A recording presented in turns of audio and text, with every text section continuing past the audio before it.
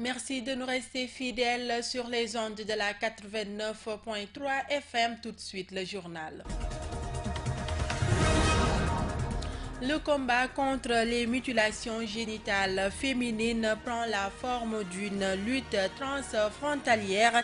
Les pays limitrophes ont fini de se joindre au Sénégal dans la prise en charge correcte de cette problématique.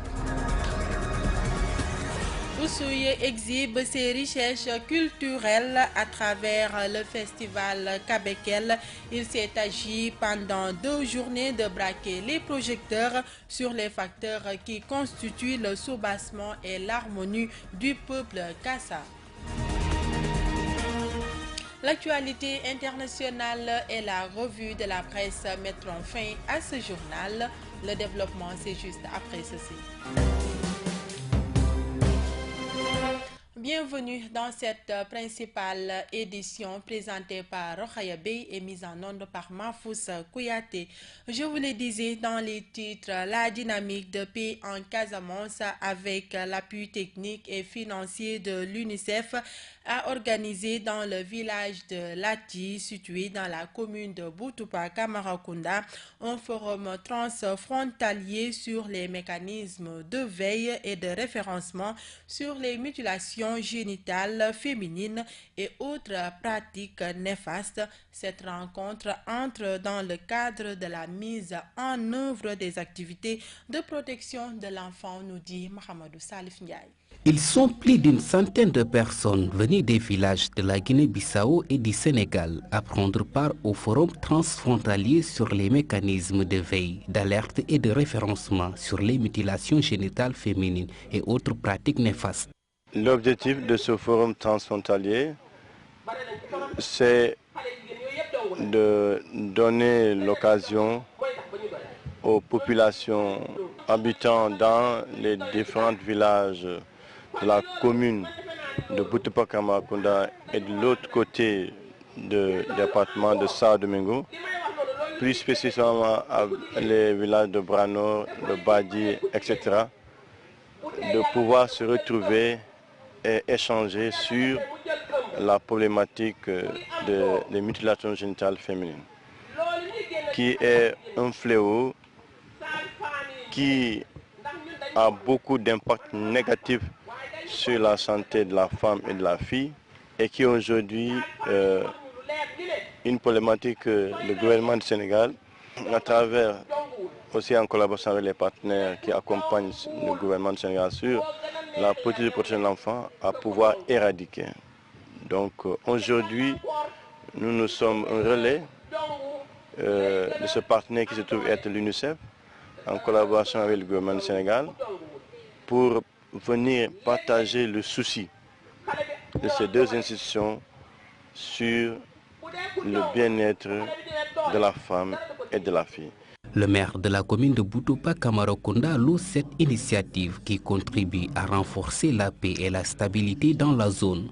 Aujourd'hui, nous sommes dans le village de Lati, situé dans la commune de Boutoupa Kamarakunda, pour un forum dont le thème est le dialogue transfrontalier axé sur la protection des enfants. Nous avons des participants venant des villages transfrontaliers de la Guinée.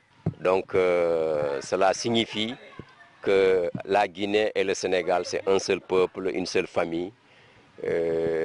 C'est le colon qui nous a institué des frontières. Mais dans nos cohabitations, nous sommes un seul peuple, une seule famille.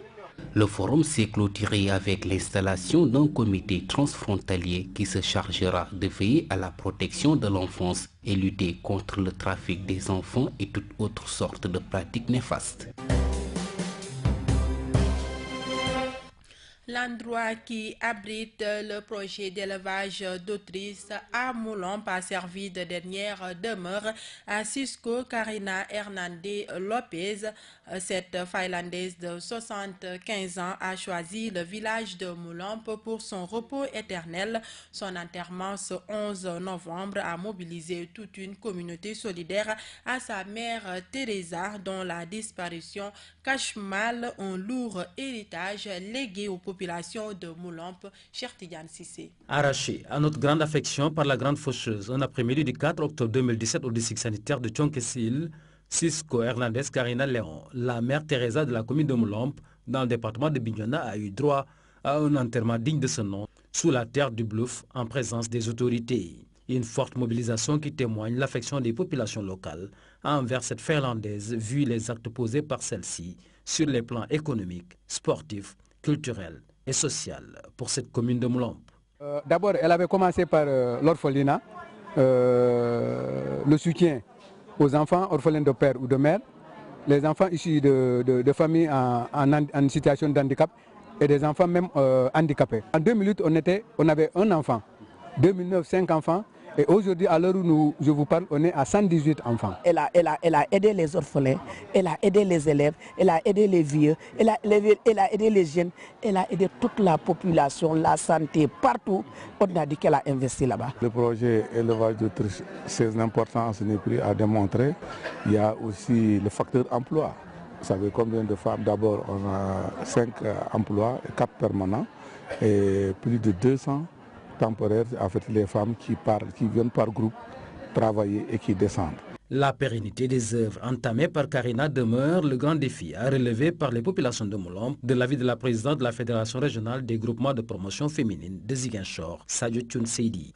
Je dis aux gens de Moulomp, aux femmes de Moulomp, de prendre l'exemple de cette bonne femme-là, de continuer à faire le social comme elle le faisait, de continuer à aider les gens comme elle le faisait, mais aussi de faire en sorte que de pérenniser ce projet, parce qu'on n'a pas le droit de chuer dans ce projet-là. Si aujourd'hui la femme elle meurt ici, elle veut qu'on l'enterre ici, on l'enterre près du projet, c'est parce qu'elle veut que le projet réussisse, elle ne veut pas que le projet soit un projet délaissé. Donc moi je pense que les gens n'ont pas le droit de la décevoir. Rappelez que c'est sous la volonté de la défunte Karina qu'elle a été inhumée à Moulomp, loin de sa terre natale, la Finlande, ce 11 novembre 2017. Culture dans ce 13h30, la première édition du festival Kabekel Festive a vécu ce samedi 11 novembre 2017 à Oussouye. Kabekel Festive, initié par un fils du département résidant en France, a pour objectif de promouvoir la culture de la zone et ses produits. Sissa Okoli a pris part à cette manifestation culturelle. Pour promouvoir la lutte traditionnelle, un des sports favoris de la plupart des jeunes d'Oussouye, les premières heures du festival Kabekel Festive ont été consacrées à cette discipline. Le tournoi organisé pour l'occasion a été remporté par le lutteur François Sambou, plus connu sous le nom de Vendeur. La lutte là, je l'ai préparée. Je l'ai préparée depuis le premier. On m'a informé depuis le premier. J'ai fait de mon mieux. Et avant tout, avant que Dieu te donne, il fallait que tu te prépares toi-même et Dieu va t'aider. Oui, c'est ça. Ce que je veux, qu'on puisse organiser en sorte qu'ils appellent des lutteurs qui vont sortir d'ailleurs. Kabekel Festive a également permis aux artistes plasticiens et autres de montrer leur savoir-faire à travers des expositions d'objets d'art. Cyril de Campost, artiste plasticien, déplore le manque de soutien des autorités pour encourager de telles initiatives. Mais il faut que les autorités participent à ce que nous faisons culturellement. Ça ne date pas d'aujourd'hui. Tu vois, et vous, journalistes aux médias, on vous invite aussi à pouvoir nous promouvoir. Mais la Casamance, la base où tout renaît. Mais pourquoi pas? Venez vers la Casamance, il y a toute une ressource ici. Nous avons le droit et le but de pouvoir promouvoir cette région. Les musiciens locaux qui ont eu droit à une scène pour montrer leur talent magnifient l'initiative à sa juste valeur. Nous, en tant qu'artistes, en tout cas, on est très satisfaits. Voilà, qu'il y ait quand même un fils de Oussouye, voilà, qui a cette initiative. Même si on sait que bon, d'habitude, nous, en tant qu'artistes, on rêvait d'un festival. Mais tout le temps, on se disait, ben, c'est les moyens.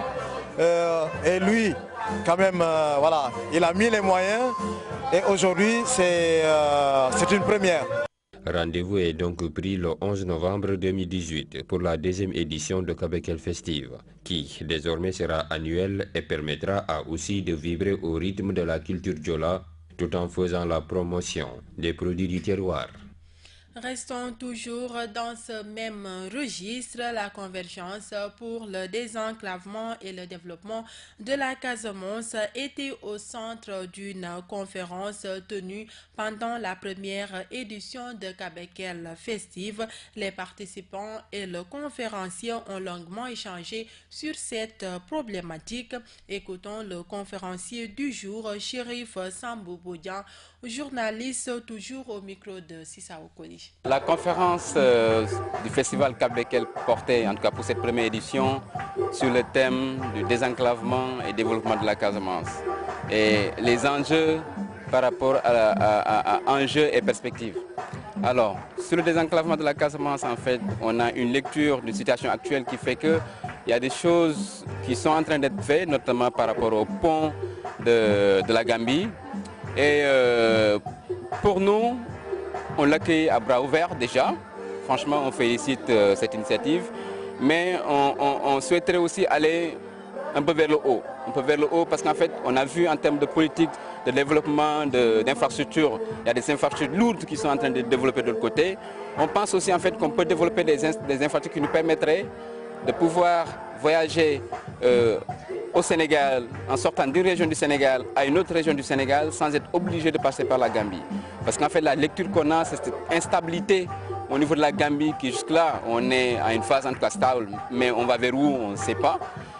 Il serait plus prudent pour la Casamance en termes de développement et de possibilités de circulation des personnes et des biens, d'aller vers une voie de contournement pour rester en termes de continuité et de souveraineté au niveau du territoire sénégalais. Vous l'avez certainement compris, nous ouvrons à présent la page sportive de ce 13h30. La finale de la zone 1A de l'ODCAV de Bignona, jouée ce samedi, réveille le vieux combat pour l'achèvement du stade départemental de Bignona en construction depuis très longtemps. L'infrastructure est toujours dans un état qui n'est pas de nature à promouvoir le sport dans le Fougni. C'est un reportage de Lamine Badiar. Le stade départemental de Bignona est au centre des préoccupations des jeunes et sportifs du Fougni. La finale de la zone 1A jouée samedi a été le prétexte idéal pour dépoussiérer ce dossier vieux d'une quinzaine d'années. Abdou Karim Bodian, président de l'ODCAV de Bignona. Les travaux du stade n'évoluent pas. En réalité, on nous a promis des améliorations au niveau des travaux dans le stade de Bignona. Nous sommes au regret aujourd'hui de constater, après plusieurs années, que le stade ne bouge pas. Tout ce qui a été promis par les autorités étatiques, rien n'est fait jusqu'à présent. Le président du conseil communal de la jeunesse de Bignona n'en dit pas moins. Abdul Khadri Gassama va plus loin. Cette contre-performance peut s'expliquer par le manque d'infrastructures parce que nos jeunes ne jouent plus à Bignona, manque d'infrastructures. Donc ils préfèrent aller monnayer leur talent ailleurs. Parce qu'il y a des talents ici, le président de l'ODCAV vient de le dire. Bignona a toujours été un grenier, n'est-ce pas, du football national. On a eu des talents qui sont partis de Bignona. Mais aujourd'hui, le football est en train de mourir dans notre département, faute d'infrastructures, au niveau communal comme au niveau départemental. Les autorités locales et étatiques sont interpellées ainsi que les fils et cadres du département de Bignona. Le parrain de cette finale, par ailleurs coordinateur national du PRODAC, compte s'impliquer pour améliorer le cadre du stade. Mamina Dafé. Nous allons faire des démarches à l'endroit des autorités sénégalaises, gouvernementales, qui ont la charge du sport, mais qui ont la charge de l'économie et des finances, pour voir comment aider à Bignona de compléter en fait ce qui manque des infrastructures de son stade. En attendant que les choses évoluent, les sportifs de Bignona vont se contenter d'un stade sans tribune, sans aire de jeu acceptable et sans vestiaire. L'ASC Bassène est encore sur le toit de la zone 1A en remportant la Coupe Senior devant Tessito 2-0. Mais l'équipe de Bassène n'a pas eu la même chance en cadet. Elle s'est inclinée face à BFC à la série de tirs au but 2-3, temps réglementaire, un but partout. Lamine Badiane, Bignona, pour le groupe Média du Sud. Le parrain de la finale a profité de cette tribune pour inviter les jeunes de Bignona à s'unir autour de l'essentiel pour répondre à l'appel du chef de l'État qui compte beaucoup sur la jeunesse pour atteindre les objectifs du plan Sénégal émergent. Mamina Dafed, que nous écoutons au micro de Lamine Badiane. La politique du président de la République, c'est faire de sorte que les jeunes soient heureux. Qu'ils soient heureux parce qu'ils constituent l'avenir. Donc qu'ils soient heureux dans le sens d'être en cohésion.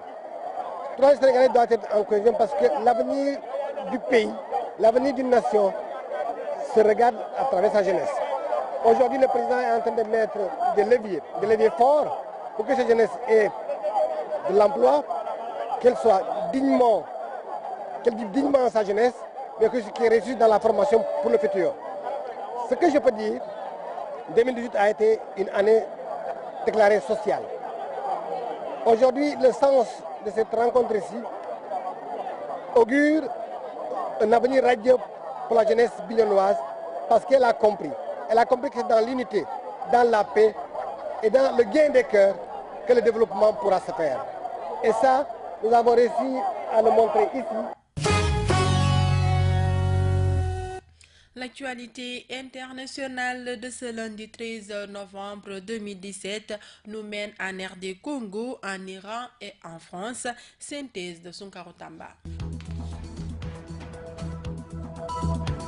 En RDC, la catastrophe ferroviaire du dimanche matin dans la province du Lualaba au sud de la RDC a fait une trentaine de morts et de nombreux blessés. Les recherches sont en cours et le bilan pourrait s'alourdir. Un dimanche noir à Bouyofoué, ce village situé à 25 km de la petite ville de Luboudi dans la province du Lualaba vers la cité minière de Luena de la province voisine du Katanga au sud de la RDC a été ce 12 novembre 2017 le théâtre d'une catastrophe ferroviaire et le bilan tant humain que matériel semble lourd. Les dégâts sont énormes. Il y a jusque-là une trentaine de corps. 26 blessés ont été acheminés à l'hôpital de Luboudi. Les recherches se sont poursuivies jusque tard dans le soir. C'est un accident grave, explique à des médias Richard Mouillé-Monguez, gouverneur de la province du Lualaba.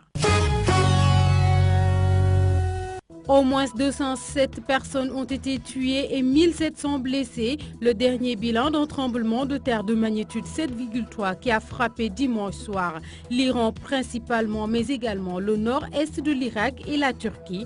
En Iran, le bilan des victimes n'a cessé d'augmenter au fil des heures. Côté irakien, on compte 6 morts et selon les chiffres encore provisoires. Selon l'Institut géologique américain, la secousse a été enregistrée à une profondeur de 25 km à une trentaine de kilomètres au sud-ouest de la ville d'Al-Abja, dans une zone montagneuse de la province irakienne de Soleimani. Elle a également été ressentie en Iran ainsi qu'en Turquie où ni dégâts ni victimes n'ont été enregistrés selon les autorités.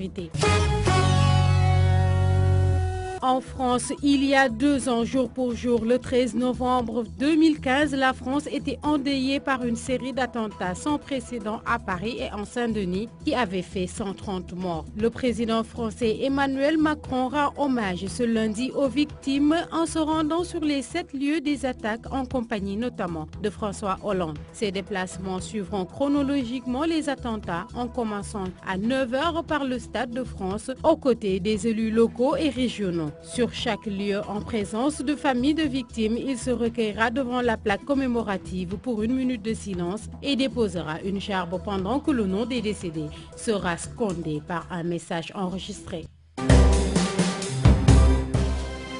c'est tout pour ce 13h30. Tout de suite, le rappel des titres. Le combat contre les mutilations génitales féminines prend la forme d'une lutte transfrontalière. Les pays limitrophes ont fini de se joindre au Sénégal dans la prise en charge correcte de cette problématique. Oussouye exhibe ses richesses culturelles à travers le festival Kabekel. Il s'est agi pendant 2 journées de braquer les projecteurs sur les facteurs qui constituent le soubassement et l'harmonie du peuple Kassa. L'actualité internationale et la revue de la presse ont mis fin à ce journal présenté par Rokhaya Bey, réalisé par Papo Mané et mis en onde par Mahfous Kouyaté. Merci de votre fidélité et bonne suite des programmes sur GMS FM.